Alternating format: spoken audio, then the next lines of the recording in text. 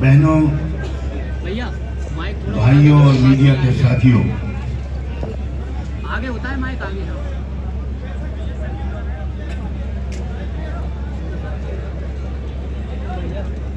मैं 13 साल का बच्चा था जब मुझसे मेरे पिताजी ने जो पिछली शताब्दी के दुनिया के 2-3 सबसे बड़े मुस्लिम स्कॉलर्स और संतों में से थे, जिन्होंने 100 किताबें लिखी हैं, जिनका 40-50 जुबानों में अनुवाद हो चुका है। उनके 2 बहुत चाहने वाले डॉक्टर थे जो उनकी किताबों का इंग्लिश में अनुवाद करते थे। एक का नाम था डॉक्टर फरीदी, जिनका नाम अभी चंद्रशेखर आज़ाद ने भी लिया था, और एक का नाम था doctor Mohammad Asif Gadwai. Oxford University ने उनके पीएचडी के मकाले पर ये रिमार्क दिए थे कि मोहम्मद आसिफ गदवाई को ब्रिटिश एजुकेशनल काउंसिल का चेयरमैन बनाना चाहिए। इन दोनों ने, मेरे नौजवान साथियों जरा ध्यान से सुनो, इन दोनों ने मुझसे 13 साल की उम्र में एक बात कही कि तुम बाबा साहब अम्बेडकर की किताबों को पढ़ना शुरू करो। मैं मदरसे में पढ़ता था। मैंने बाबा साहब अम्बेडकर की किताबों को लखनऊ यूनिवर्सिटी की लाइब्रेरी में जाकर पढ़ना शुरू किया। एक एक शब्द उनकी अक्सर विचारों का मेरे दिल दिमाग में बैठता गया, और भारत की समाजी व्यवस्था मेरी समझ में आनी शुरू हुई। मैं ये बात बहुत साफ शब्दों में कहना चाहता हूं कि भारत के ज्यादातर मुसलमान भारत की असली समाजी व्यवस्था को नहीं जानते हैं। वो ये समझते हैं कि जो मुसलमान नहीं है वो सब हिंदू हैं। जो रियलिटी है भारत के समाज की, उसको भारत के मुसलमान नहीं जानते, और इसकी वजह से आज़ादी की लड़ाई में सबसे ज्यादा बलिदान मुसलमानों ने दिया। लेकिन उसके बाद भारत में मुसलमानों के साथ जो कुछ होता रहा, उसका मुकाबला भारत के मुसलमानों ने सही नीति के साथ किया हो, ये कहने के लिए मैं तैयार नहीं हूं। अपने अध्ययन की रोशनी में, अपनी स्टडी और रिसर्च की रोशनी में, ये बात मुझे बाबा साहब अम्बेडकर की किताबों से पढ़ने को मिली, और एक अंग्रेज राइटर की एक किताब से पढ़ने को मिली कि भारत में 2000 कौमें बसती हैं। और उसके बाद जब एक वक्त आया 1990 के आसपास, कि मैं बामसेस के एक सम्मेलन में लखनऊ में गया, और मैंने उस सम्मेलन को संबोधित किया, जहां जनाब काशीराम जी भी मौजूद थे। तो काशीराम जी ने मेरे भाषण को सुना, और उनको बहुत खुशी भी हुई और आश्चर्य भी हुआ, क्योंकि वो पहली मर्तबा किसी मुसलमान को ऐसी जानकारी वाला बात करते हुए पा रहे थे। काशीराम जी मंच पर खुद मुझसे मिले और मुझसे कहा कि आज मैं पहली बार ये बात सुन रहा हूँ, मैं आपसे मिलना चाहता हूँ। अगले दिन काशीराम जी खुद मेरे निवास पर आए, और 2 घंटे हमारी उनकी चर्चा हुई। और उसके बाद ये दिशा तय हुई कि भारत के मुसलमानों को भारत की समाजी व्यवस्था का बताना, भारत के अंदर शोषितों और मजलूमों को इकट्ठा करना, ये जिंदगी का मिशन मैं बनाऊंगा।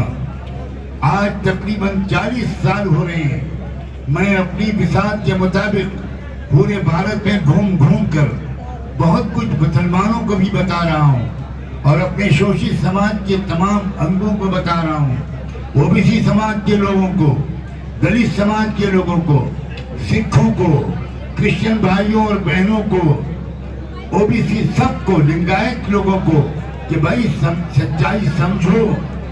माननीय काशीराम जी ने दूसरी मुलाकात में मुझसे कहा कि आपने पहली मुलाकात में ये कहा था कि भारत में 2000 कौम दो कौमें रहती हैं, 2000 कौमें रहती हैं।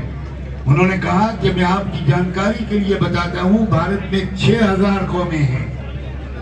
आप भारत के जो असली समाजी व्यवस्था है उसको बदलने के लिए जो खड़ा होगा, जो इस विचारधारा से सहमत होगा, जो कंप्लीट न्याय स्थापित करने के लिए आगे बढ़ेगा, सज्जाद नोमानी उसके साथ है। मैंने महसूस किया, चंद्रशेखर आजाद से मेरी 1, 2, 3 मुलाकातें हुई। ये मुझसे मिलने के लिए मोहब्बत में खुद मेरे पास मुंबई आए। बहुत देर तक चर्चा हुई। मैंने महसूस किया कि इनके सीने में आग है। मैंने महसूस किया कि इनके सीने में भारत की समाजी व्यवस्था को बदलने का जज्बा है। मैंने महसूस किया कि इनके साथ बहादुर नौजवान हैं। मैंने महसूस किया कि अगर ये विचारधारा सही है, और मैं कसम खा के कह सकता हूं कि ये विचारधारा सही है, इसमें जरूर जानकारी के बढ़ाने की जरूरत है, इसमें जरूर अध्ययन के बढ़ाने की जरूरत है। लोग इस बात को नहीं जानते, और मुसलमानों ने अपने ही दरमियान इस्लाम की चर्चा की। अपने देश के भाइयों और खास तौर पर ये 85% मजलूम शोषित आबादी को नहीं बताया क्या पैगंबर मोहम्मद सल्लल्लाहु अलैहि वसल्लम के आने का बुनियादी उद्देश्य समाजी व्यवस्था को बदलना था। लोग समझते हैं कुर्ता पजामा टोपी पहनने के नाम इस्लाम है। लोग समझते हैं नमाज पढ़ने का नाम सिर्फ इस्लाम है। इस्लाम जुल्म के खिलाफ लड़ाई लड़ने का नाम है। इस्लाम मजलूम की मदद करने का नाम है। इस्लाम जालिम का हाथ पकड़ने का नाम है, और पकड़ने से काम न चले तो जालिम का हाथ तोड़ देने का नाम है। एक संकल्प की जरूरत है, एक समझदारी की जरूरत है, एक जानकारी की जरूरत है। और मुझे जिस बात से उम्मीद बड़ी है वो ये है कि ये भीम आर्मी हो या आजाद पार्टी, ये इसके साथ युवा पीढ़ी है, नौजवान। आप में शक्ति है, आप में एनर्जी है। पैगंबर मोहम्मद साहब ने कहा था, नुसरत बिश्शबाब, मैं जो समाजी व्यवस्था को बदलने में कामयाब हुआ, मैं जो गुलामों को मुल्कों का हुक्मरान बनाने में कामयाब हुआ। आपको मालूम होना चाहिए, एक गुलाम था, उसका नाम था बिलाल, काले रंग का, छोटे कद का, इंतहाई छोटा समझा जाने वाला, जिसको ऊंची जात के लोग तपती हुई रेत पर लिटाकर मारते थे, उसके सीने पर चट्टाने रखते थे, उसको जलील समझते थे। मक्के के नौजवान बच्चे उनके मुंह पर आकर ठोकते थे। जब मक्के के दरवाजे खुले, जब व्यवस्था परिवर्तन का एक बड़ा चैप्टर नया आया, तो पैगंबर मोहम्मद साहब ने ऊंची जात के कुरैश के खानदान के किसी आदमी को नहीं, किसी अरबी और हाशिमी और मुत्तलिबी को नहीं, बल्कि उस गुलाम और उस दलित बिलाल से कहा, तुम काबे की छत पर चढ़ो और छत पर चढ़कर अजान दो। इंसानी हिस्ट्री और इतिहास में मेरी बच्चियों और बहनों और नौजवानों, कभी कोई इंसान, कोई पैगंबर, कोई ऋषि मुनि काबे की छत पर नहीं चढ़ा था। ये मोहम्मद साहब थे जिन्होंने एक गुलाम को, और मुझे कहने दो एक दलित को, एक काले रंग के शोषित समाज के इंसान को काबे की छत पर चढ़ाया। मुसलमानों, मैं तुमसे कहता हूं कि पूरे इस्लाम को अगर तुमने समझा होता, अगर तुमने पूरे इस्लाम पर अमल किया होता, तो इस देश में इन करोड़ों के साथ ये ज्यादती नहीं हो रही।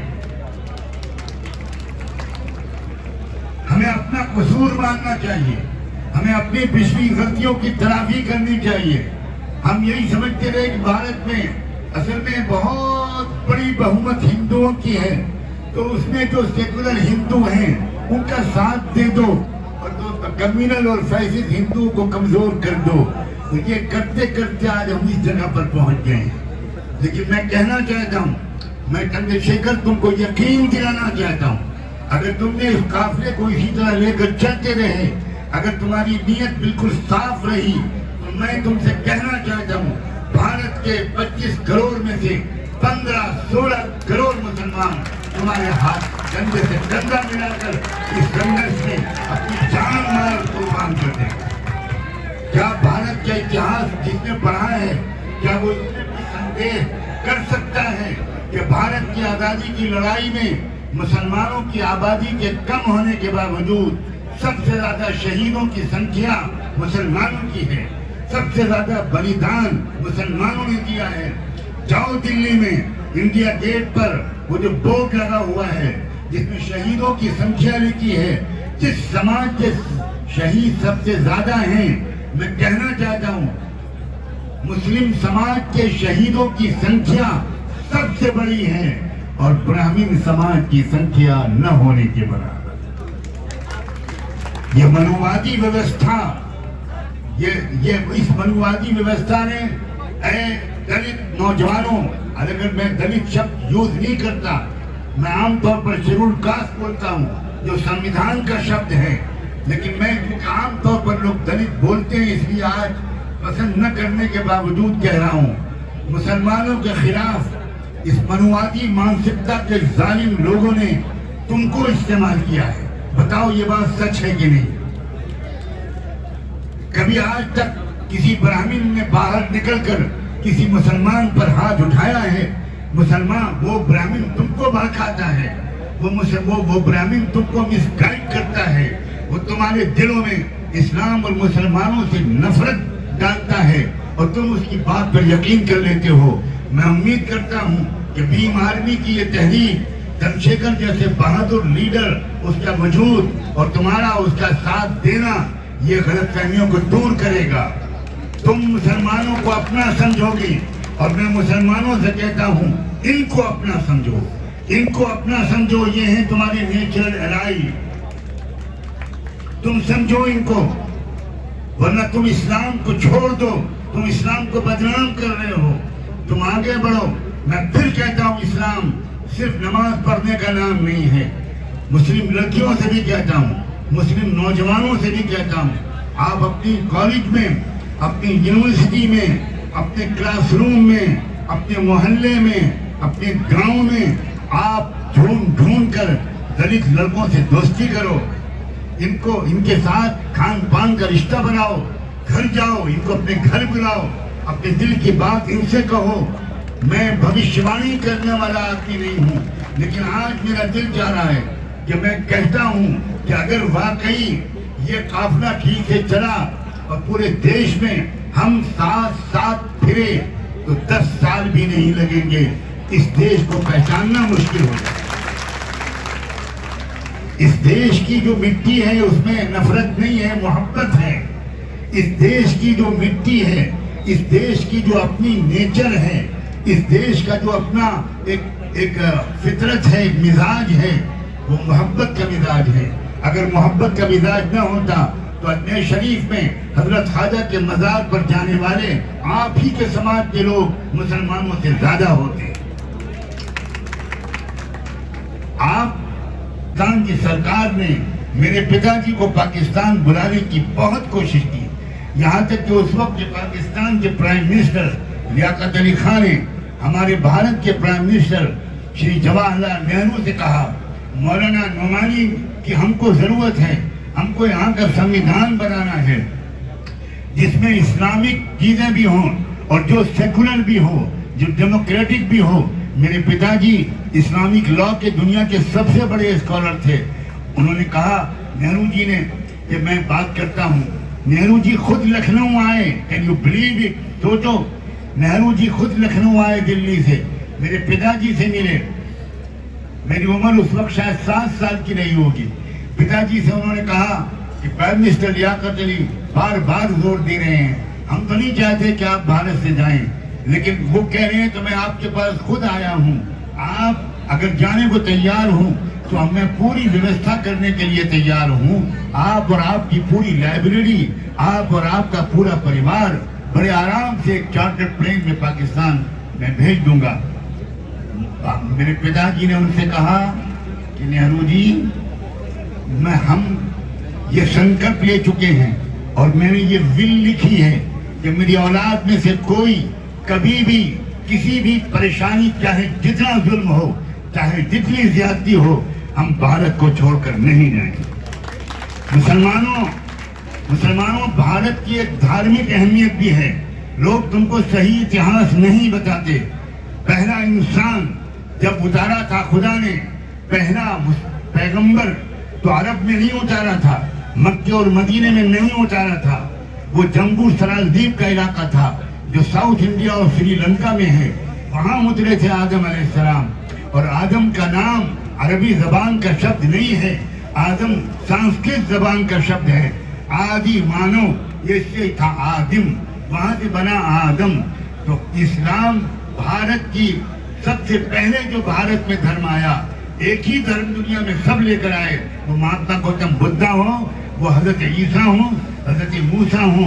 ये हो ही नहीं सकता कि जीने और मरने का पूरा संस्कार खुदा ने एक दे दिया, खाने पीने का तरीका एक दे दिया और हजारों धर्म दे दिए ताकि तुम हमेशा लड़ते रहो। ये स्वार्थी पंडितों ने असली धर्म का हुलिया बिगाड़ा है, इसलिए कि वो इस धर्म के नाम पर दलाली करना चाहते हैं। आप अगर सीधे संपर्क करोगे अपने मालिक से तो बीच में वो एजेंट तो खत्म हो गया, उसकी आमदनी खत्म हो गई।